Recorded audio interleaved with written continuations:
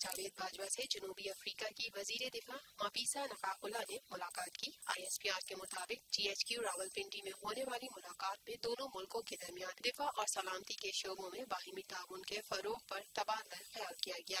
جنوبی افریقہ کی وزیر دفاع ماپیسا نقاقلہ نے کہا، پاکستان میں دہشت گردوں کے خلاف پاک فوج کی کامیابیاں قابل ستائش ہیں۔ اس سے پہلے معزز مہمان نے GHQ میں یادگار شہدا پر حاضری دی اور پھول چڑھائے۔ پاک فوج کے چاق و چوبند دستے نے جنوبی افریقہ کی وزیر دفاع کو سلامی دی۔ یہ ہے TNN TV، دیکھتے رہیے تازہ ترین خبریں اور ایکسکلوزیو رپورٹس۔